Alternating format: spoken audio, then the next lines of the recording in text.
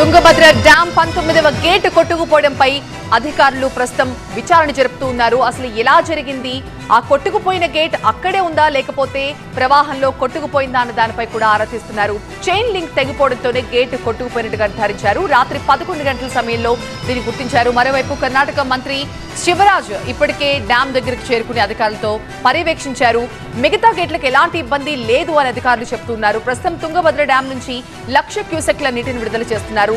వరద తగ్గిన తర్వాత 19వ గేట్ రిపేర్ పై ఆలోచిస్తామని చెప్తున్నారు. ఈ గేట్ కొట్టుకుపోవడంతో అధికారులు ఆందోళనలో ఉన్నప్పటికీ డ్యాం సేఫ్టీకి మాత్రం ఎలాంటి సమస్య లేదు అంటోంది ఇరిగేషన్ బృందం. 69 ఏళ్ల తుంగభద్ర డ్యాం చరిత్రలో ఫస్ట్ టైం ఇలా గేట్ కొట్టుకుపోయిన ప్రమాదం జరిగింది. 19వ గేట్ కొట్టుకుపోయింది. కొద్ది రోజులుగా ఇన్ఫ్లో పెరగడంతో క్రస్ట్ గేట్లను ఎత్తారు అధికారులు. అయితే రాత్రి 11 గంటల సమయంలో ఈ 19వ గేట్ ఐవీఎఫ్ ఒక అధునాతన సంతానోత్పత్తి చికిత్స. అనేక దంపతులకు తల్లిదండ్రులు కావాలనే వారి కలను నెరవేర్చుకోవడానికి సహాయపడుతుంది. ఈ రోజే ఓఎస్ఎస్ ఫర్టిలిటీని సందర్శించండి. కొట్టుకుపోయినట్టుగా గుర్తించారు. గేట్ చైన్ లింక్ తెగిపోవడంతోనే ప్రమాదం జరిగినట్లుగా ప్రాథమికంగా అంచనాకొచ్చారు.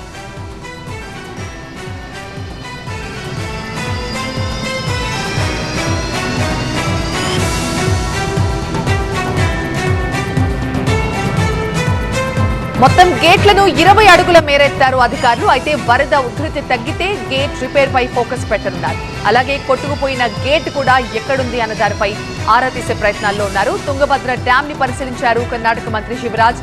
డ్యాం పరిస్థితిపై అధికారులతో సమీక్షించారు కూడా. చెన్నై, బెంగళూరు నుంచి నిపుణుల బృందం రాబోతోంది. ఇప్పటికే తుంగభద్ర డ్యాం ని అక్కడ ఉన్న కొందరు నిపుణులు పరిశీలించారు. మరి కాసేపట్లో మరొక నిపుణుల బృందం కూడా రాబోతోంది. ఆల్రెడీ ఇరిగేషన్ అధికారులు తుంగభద్ర డ్యాం ని పరిశీలించి డ్యాం సేఫ్టీకి సంబంధించి కొన్ని సూచనలు కూడా చేశారు. గేట్ రిపేర్ కాస్త వరద తగ్గగానే గేట్ రిపేర్ మొదలు పెడతామంటున్నారు. అయితే డ్యాం సేఫ్టీకి అయితే ఎలాంటి ఇబ్బంది లేదు అని చెప్తున్నారు అధికారులు.